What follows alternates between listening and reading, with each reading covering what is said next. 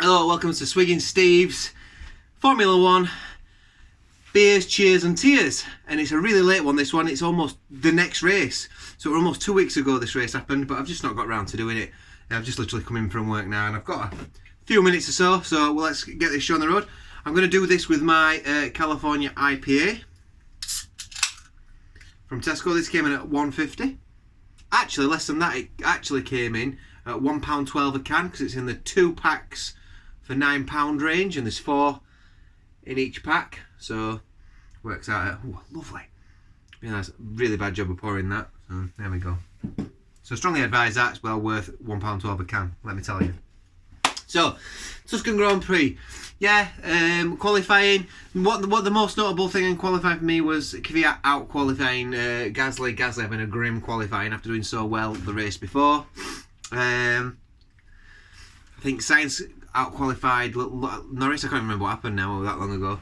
It was okay. It's all Bottas got pole position, didn't it? So yeah, it was what it was. It was okay.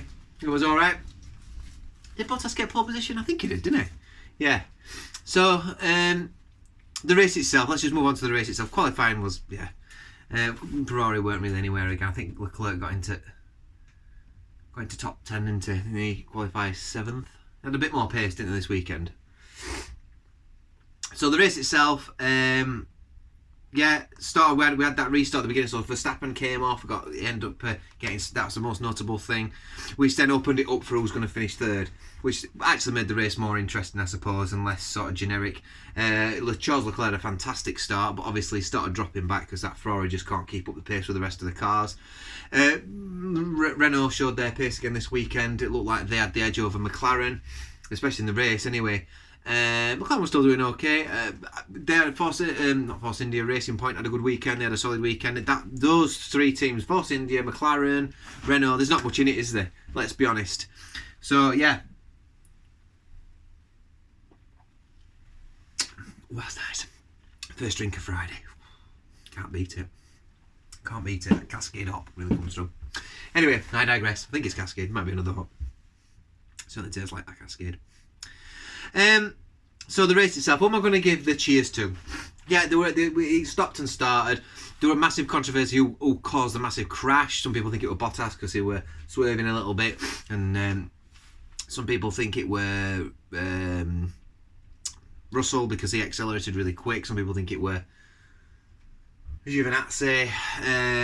So I think that there's a few that could potentially be blamed for it. It made the race interesting. Thankfully, no drivers got hurt. Or seriously hurt anyway. So yeah, where we're going with this one? Well, I'm going to start off with my cheers first of all. First cheers has got to go to Albon. He made a bit of a meal out. He made it hard for himself because he fell back after the restart, but he finished third. It's exactly what Red Bull want. He had a better qualifying, 2 tenths behind his teammate, I think. So a lot better for Albon. I'm going to keep this quite quick today. So he gets my first cheers. Well done, Albon.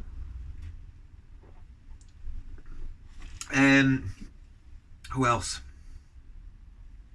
My second cheers goes to Ricciardo. He were up there, he out-qualified his teammate, he was faster than his teammate all weekend. As a result of that, he came fourth, which is 12 solid points for Renault.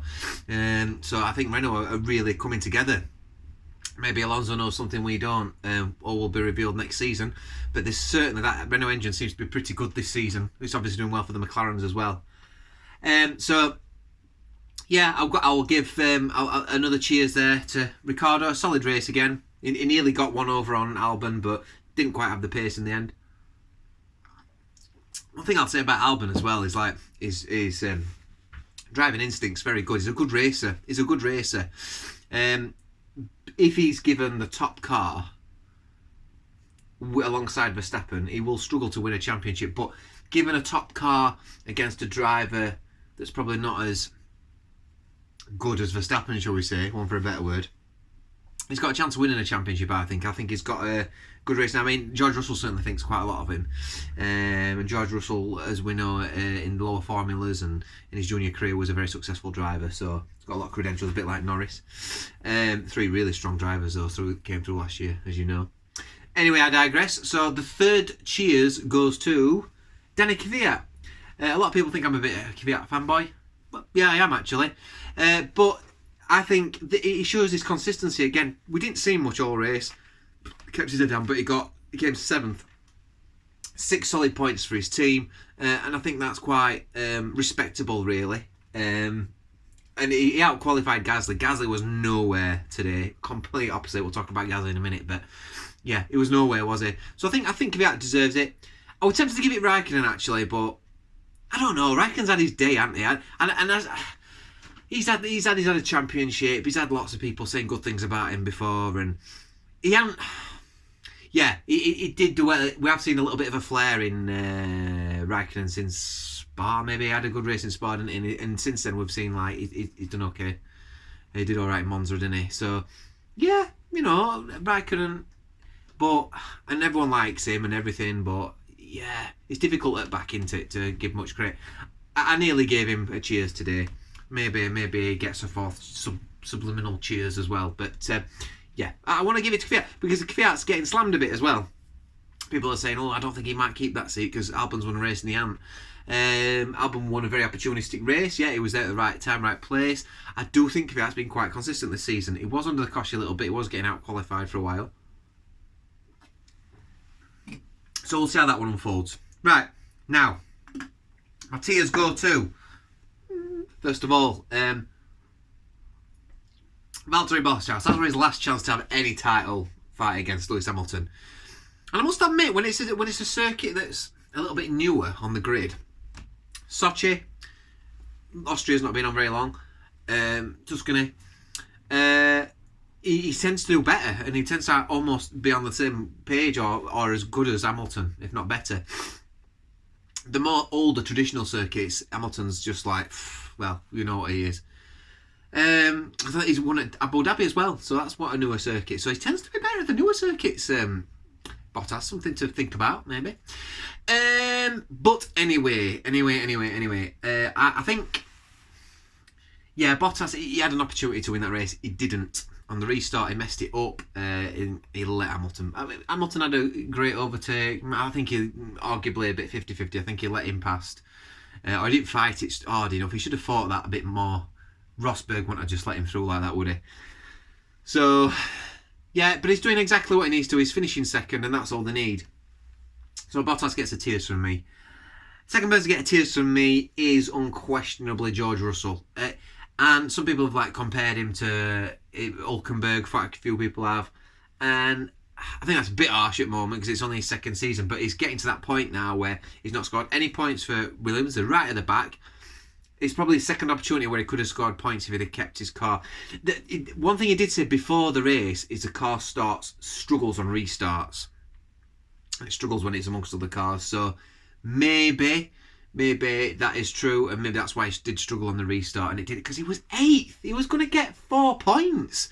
He was so close to getting 4 points, and that would have been absolutely amazing. Everyone would have been like, Russell, you're going to Mercedes. Let's get Bottas out next season.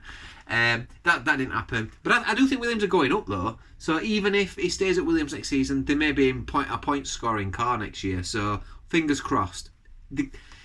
I just hope he's not one of those that throws his chances away. He looks like he's level. To me, he looks like the real deal, Russell. But you could argue, so does Norris, so does, Albon. But there's something about him, the way he carries himself. Very professional.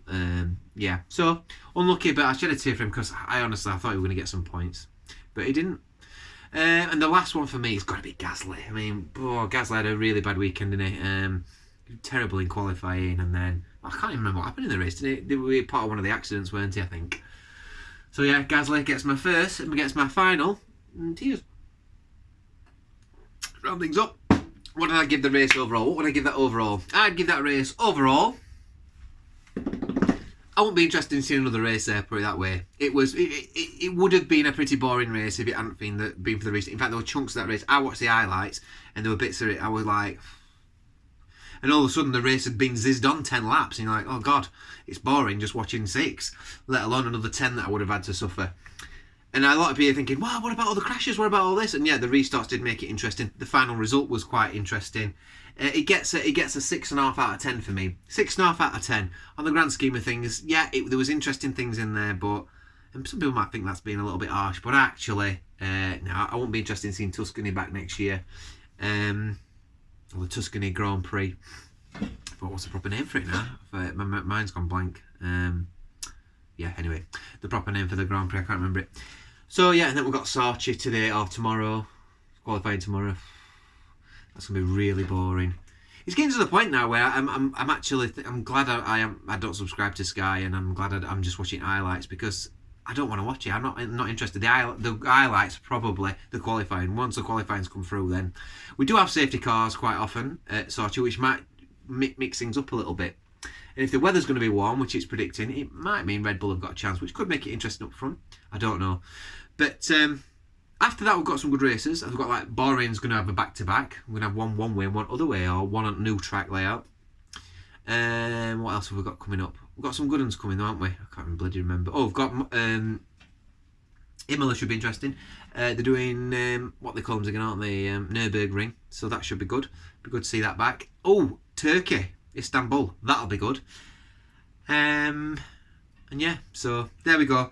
Let me know what you think about the race. Let me know if you share some of the same opinions on that one. But it's been great talking to you guys again. I'll see you on the next one, or I'll see you on my next review, my next beer review, which is my other hobby that I do on this channel. So see you next time. Bye.